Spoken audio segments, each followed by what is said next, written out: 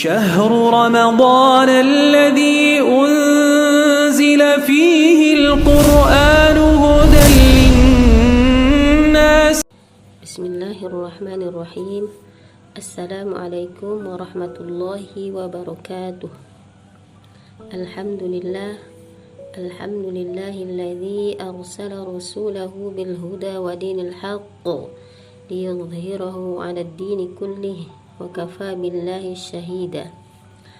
أشهد أن لا إله إلا الله وأشهد أن محمدا عبده ورسوله الذي لا نبي بعده. Alhamdulillah, segala puji bagi Allah yang telah memberikan kepada kita begitu banyak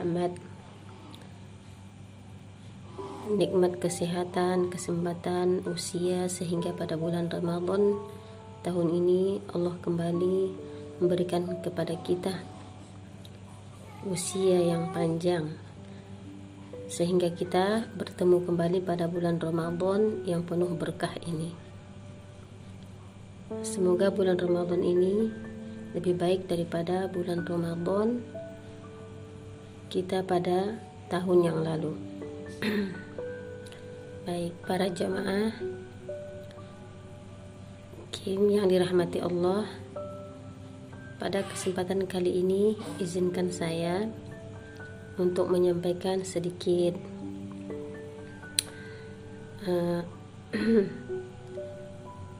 nasihat ya, yang mana nantinya ini semoga bermanfaat untuk saya pribadi tentunya dan buat para jamaah Kim yang semoga Allah selalu merahmati dan memberikan selalu kasih sayangnya. Di sini saya akan mencoba membawakan tentang nikmatnya berdoa. Pada surah Al-Baqarah ayat 186 Allah berfirman, Bismillahirrahmanirrahim, wa idza sa'alaka ibadi anni fa inni qarib ujibu da'watad da'i idza da'an falyastajibu li wal yu'minu bi la'allahum yarshudun. Kata Allah, dan apabila hamba-hambaku bertanya kepadamu tentang aku, maka jawablah bahwasanya aku adalah dekat. Aku mengabulkan permohonan orang yang berdoa apabila ia memohon kepadaku, maka hendaklah mereka memenuhi segala perintahku dan hendaklah mereka beriman kepadaku agar mereka selalu berada dalam kebenaran. Tahukah para sahabat semua, para jamaah Kim yang dirahmati Allah, letak ayat tersebut di mana? Ayat ini terletak antara ayat-ayat puasa dalam bulan Ramadan. Ya. Pada surah Al-Baqarah ayat 185. Apa yang bisa atau yang dapat kita pikirkan dan renungkan tentang ayat ini? Tidak lain bahwa ayat ini menjamin terkabulnya doa oleh Allah Subhanahu wa ta'ala. Hal ini karena ayat ini terletak di antara ayat-ayat Ramadan yang mengisyaratkan keistimewaan doa pada bulan Ramadan yang penuh berkah ini dan jaminan dikabulkannya doa dan dekatnya Allah Subhanahu wa ta'ala dengan kita selaku hambanya yang berpuasa. Salah satu ulama mengatakan, yang bernama Ar-Raghib Al-Isfahani, doa adalah seruan, panggilan atau permohonan yang ditujukan kepada Allah yang dilakukan oleh seorang hamba untuk mendapatkan pertolongan dari dan solusi dari Allah Subhanahu wa ta'ala. Doa adalah jiwanya ibadah. Karenanya hampir semua ibadah yang diwajibkan Allah Subhanahu wa ta'ala berisi dan mengandung doa di dalamnya. Tidak ada ibadah tanpa doa. Doa selalu menyertai setiap ibadah. Mengapa? Karena doa adalah penyembahan dan penyerahan diri, nasib dan masa depan kepada Allah Subhanahu wa ta'ala. Doa adalah otaknya ibadah. Bahkan tidak ada ibadah yang Allah wajibkan bagi umat manusia kecuali di dalamnya terdapat doa. Ibadah solat, di dalamnya ada doa. Bahkan solat secara bahasa berarti doa. Dalam zakat ada doa, agar diterima pahalanya. Di dalam puasa ada doa yang dibaca pada waktu sahur dan iftar. Di dalam haji ada terdapat banyak doa yang diucapkan dalam setiap manasiknya. Doa sangat mendominasi semua isi ibadah kita sebagai hamba Allah. Bahkan Rasulullah SAW menjelaskan, hamba Allah yang paling sombong adalah yang tidak mau berdoa pada Allah Subhanahu wa ta'ala. Sebagaimana Rasulullah SAW bersabda, sesungguhnya doa itu adalah ibadah. Kemudian beliau membaca firman Allah Subhanahu wa ta'ala, berkata Tuhanku, berdoalah kepadaku, niscaya akan aku kabulkan. Hadis riwayat Ahmad. Ibnu Qayyim al-Jauziyah dalam kitabnya Madarijus Salikin fi Manazil Baina Iyyaka Na'budu wa Iyyaka Nasta'in menjelaskan bahwa inti Al-Quran adalah surah Al-Fatihah, dan inti surah Al-Fatihah adalah pada ayat yang berbunyi Iyyaka na'budu wa iyyaka nasta'in. Hanya Engkaulah yang kami sembah dan hanya Engkaulah kami meminta pertolongan. Dan hanya kepada Engkaulah kami meminta pertolongan. Mengapa satu ayat menjadi inti dan substansi Al-Quran 30 juz? Karena pada ayat ini mengandung dua prinsip utama. Hubungan hamba dan sang Khalik Allah Subhanahu wa ta'ala. Hubungan itu adalah menyembah dan meminta hanya kepada Allah, tidak pada yang lainnya. Para jamaah Kim yang dirahmati Allah,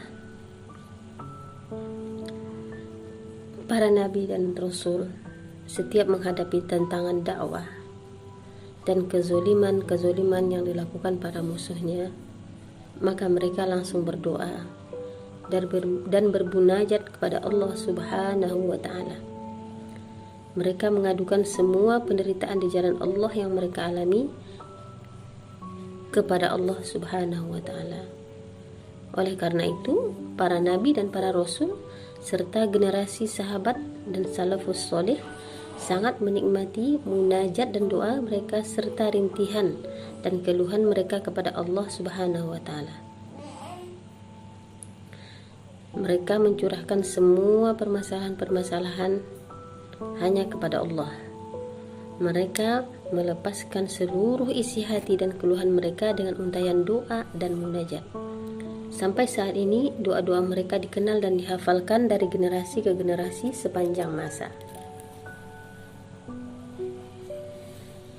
Di antaranya sering kita baca ya, para ummahat, para sahabat Kim yang dirahmati Allah. Salah satunya adalah doa Nabi Ibrahim alaihissalam untuk keluarga dan keturunannya. Adalah doa agar mereka selalu mendirikan salat dan menjaganya.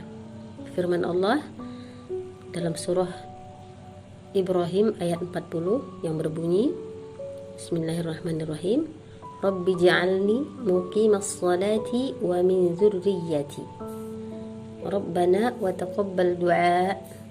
Maka kita jangan lupa ya, para jamaah, ibu-ibu, jamaah Kim yang dirahmati Allah, jangan lupa doa ini ya, karena artinya sangat bagus sekali ya, doa dimana doa ini untuk kita dan mendoakan juga anak, cucu, dan keturunan kita selanjutnya. Yang artinya tadi, ya Tuhanku, ya Rob, jadikanlah aku dan anak cucuku orang-orang yang tetap mendirikan sholat. Ya Tuhan kami, perkenankanlah doaku. Itu adalah doa yang dibaca oleh Nabi Ibrahim.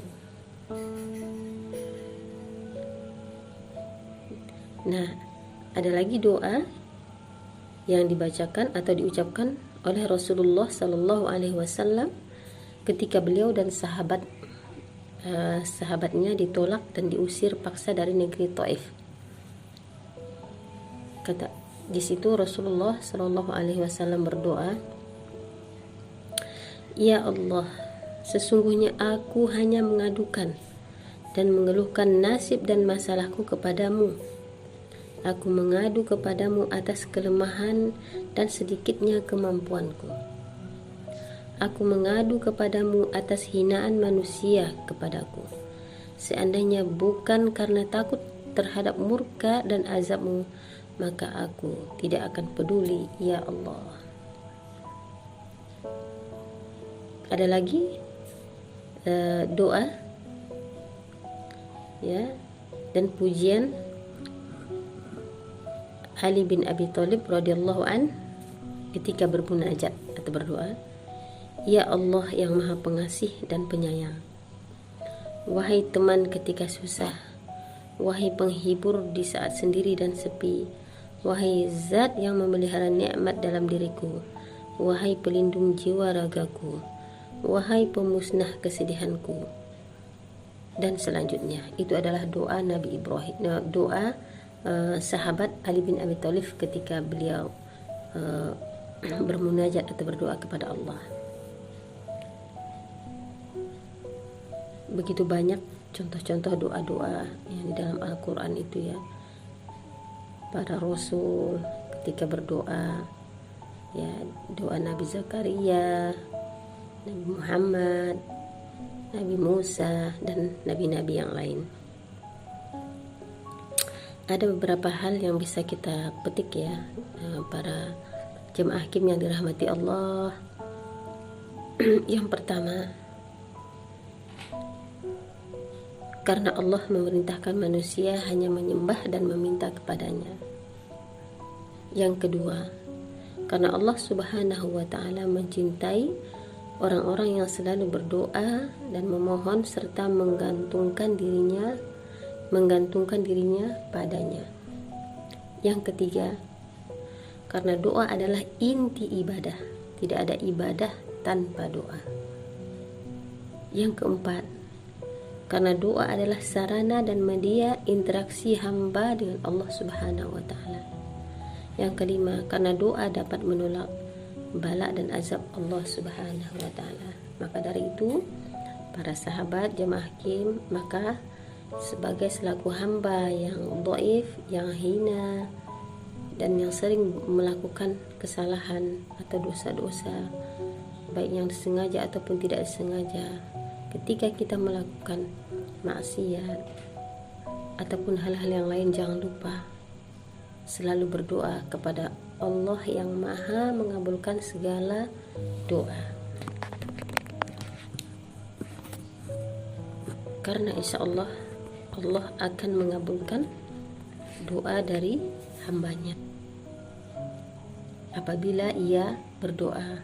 Maka jangan sampai kita tidak pernah berdoa kepada Allah Subhanahu wa Ta'ala. Seperti di awal dikatakan tadi, orang yang tidak pernah berdoa adalah termasuk orang yang sombong. Mudah-mudahan kita bukan termasuk seorang hamba yang sombong. Maka dari itu, maka perbanyaklah doa-doa kita, apalagi di waktu-waktu yang mustajab ya. Maka jangan lupa berdoa kepada Allah Subhanahu wa Ta'ala, Rabb, pemilik alam semesta ini, yang merajai seluruh alam ini. Demikian para jamaah hakim yang dirahmati Allah yang bisa saya sampaikan pada kali ini. Mohon maaf jika pada penyampaian terdapat kekhilafan ataupun kesalahan, mohon dimaafkan. Yang benar datangnya dari Allah dan yang salah datangnya dari diri saya pribadi. Wabillahi taufiq wal hidayah. Wassalamualaikum warahmatullahi wabarakatuh.